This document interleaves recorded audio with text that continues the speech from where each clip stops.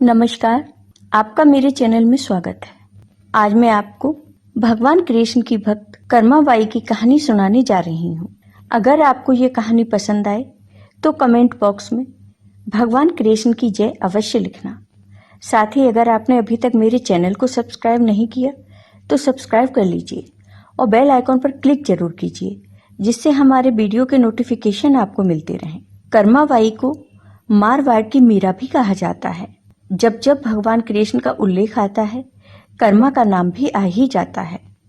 वे भगवान की महान भक्त थीं और भगवान कृष्ण ने उन्हें साक्षात दर्शन दिए थे। राजस्थान के नागौर जिले की मकराना तहसील में एक गांव है, कालवा। इस गांव में जीवन राम डूडी के घर 1615 में एक बेटी का जन्म हुआ।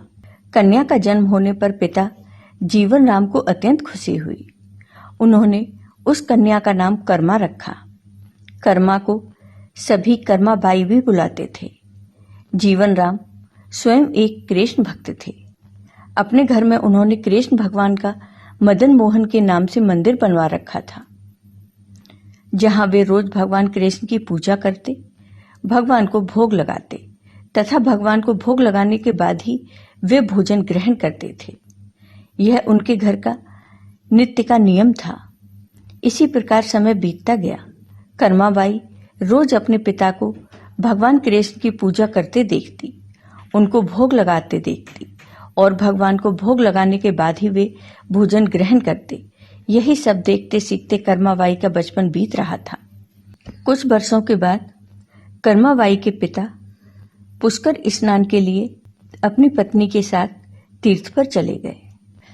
तीर्थ यात्रा पर जाने से पहले पिता जीवन राम ने कर्मा बाई को भगवान की पूजा विधि समझाई और कहा कि भगवान को भोग लगाकर ही भोजन ग्रहण करना और घर का ध्यान रखना।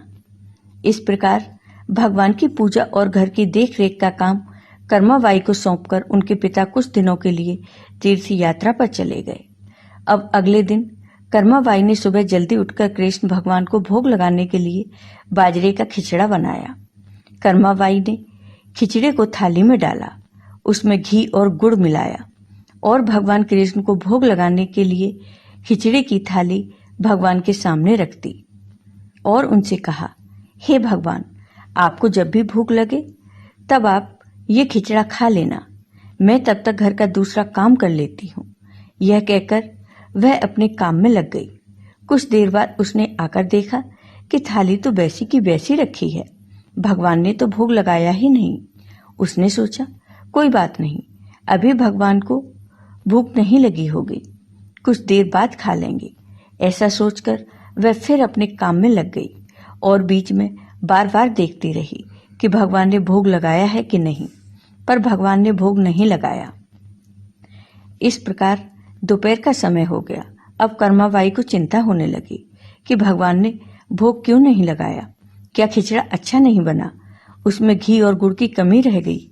ऐसा सोचकर उसने खिचड़े में थोड़ा घी और गुड़ मिलाया और थाली लेकर भगवान के सामने बैठ गई और भगवान को भोग लगाने के लिए विनती करने लगी, लेकिन भगवान ने फिर भी भोग नहीं लगाया।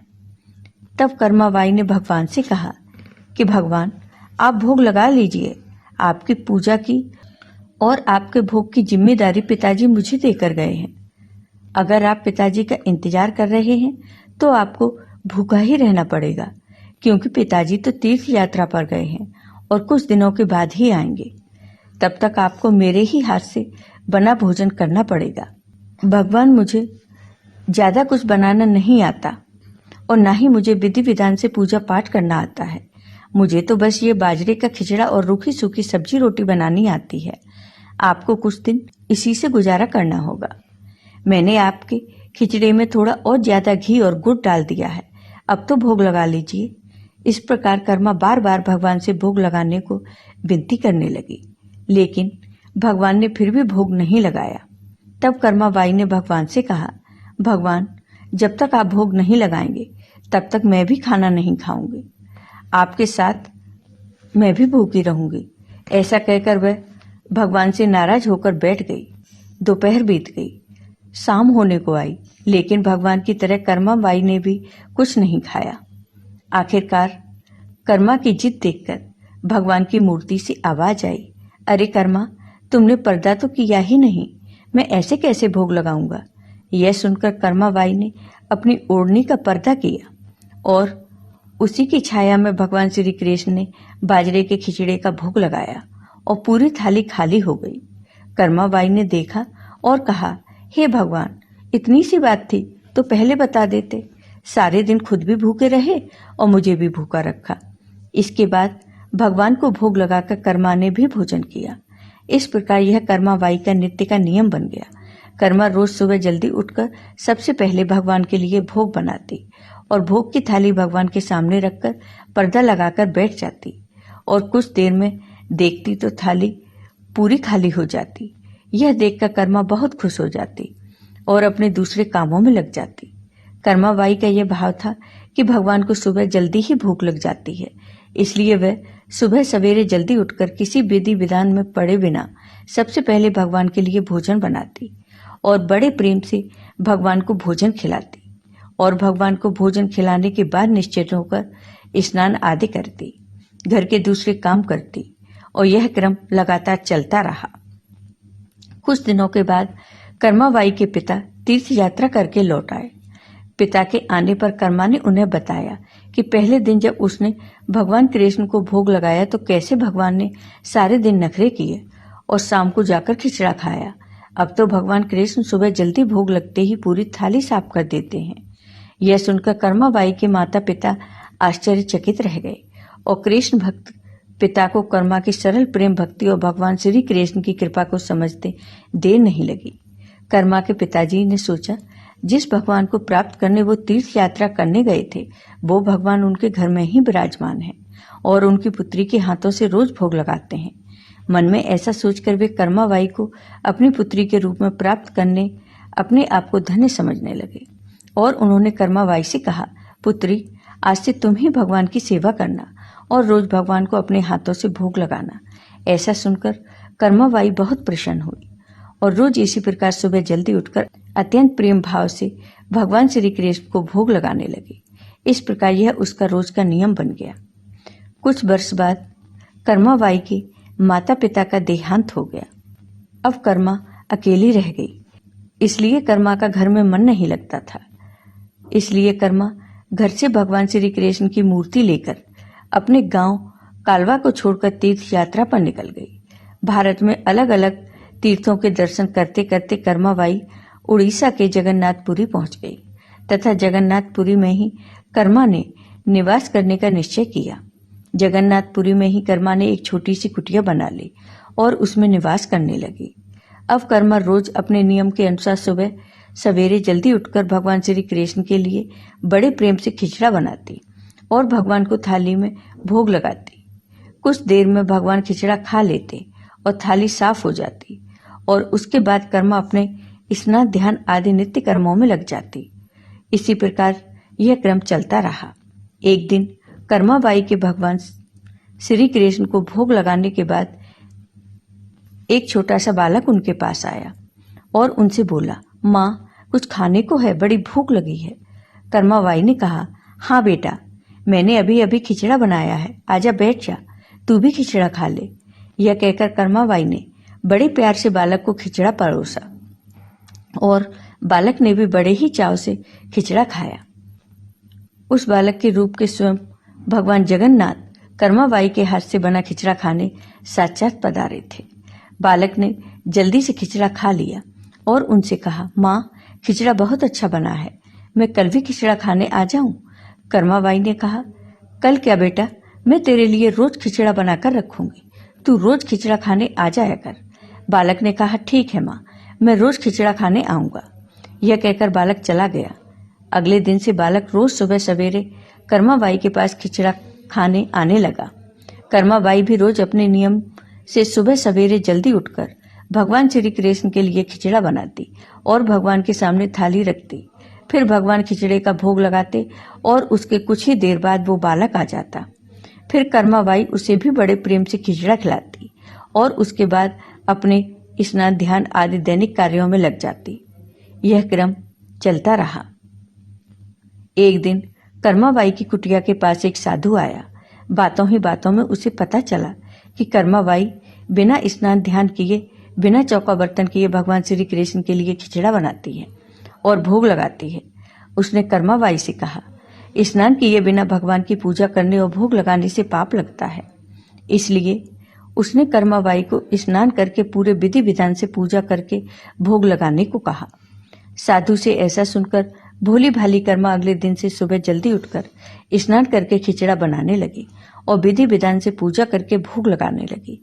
ये सब करने में कर्माबाई को बहुत देर लग जाती, लेकिन वो बालक तो रोज सुबह अपने समय से आता और कर्मा से कहता, माँ मुझे भूख लगी है, मुझे जल्दी खिचड़ा दो, माँ जल्दी कर, माँ जल्दी कर। और कर्मा उससे कहती, थोड़ी देर रुक जा बेटा, अभी देती हूँ, थोड़ी देर रुक जा। और जब कर्मा भगवान श्री कृष्ण को भोग लगाकर बालक को खिचड़ा खाने को देती तो बालक उसे बहुत ही शीघ्रता से खाकर हाथ मुंह साफ किए बिना ही जल्दी से उठकर भाग जाता। और ऐसा कुछ दिनों तक चलता रहा। और इन्हीं दिनों में भगवान श्री जगन्नाथ जी के मंदिर में सुबह के समय भगवान की मूर्ति के मुख पर खिचड़ा लगा हुआ रहता। यह देखकर भगवान जगन्नाथ की सेवा में रहने वाले पुजारी, जो स्वयं बहुत बड़े कृष्ण भक्त थे, वो सोचते, आजकल ये भगवान श्री जगन्नाथ जी के मुख पर खिचड़ा कैसे लग जाता है? हम तो खिचड़े का भोग नहीं लगाते, फिर यह खिचड़ा कहाँ से आता है? कुछ दिनों तो लगातार भगवान श्री जगन्नाथ जी के मुख पर खिचड़ा लगा देखने पर पुजारी इसे भगवान की लीला मानते हैं और समझ जाते हैं कि भगवान रोज कहीं से खिचड़ा खाकर आते हैं।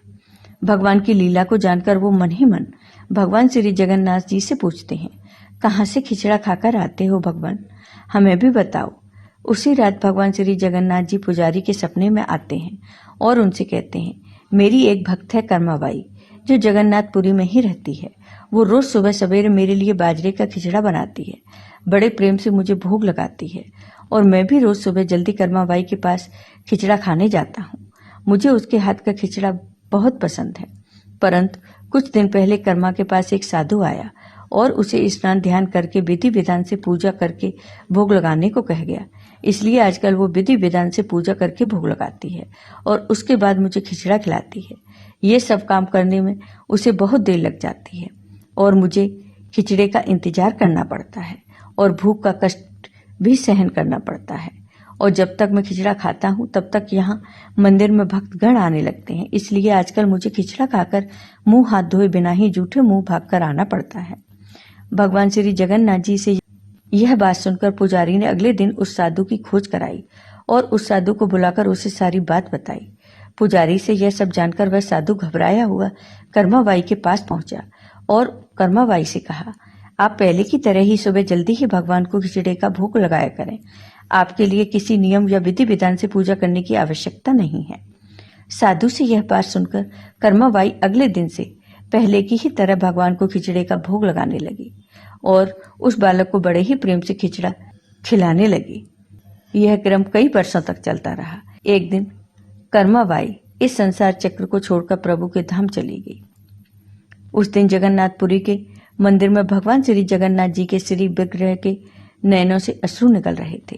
यह देखकर मंदिर के सभी पुजारी और जगन्नाथपुरी के राजा भी मंदिर में उपस्थित हो गए और प्रभु से विनती करने लगे, हे प्रभु, क्या हमसे कोई भूल या अपराध हुआ है जिसके कारण जगत के पालनहार की आंखों में आंसू निकल रहे हैं?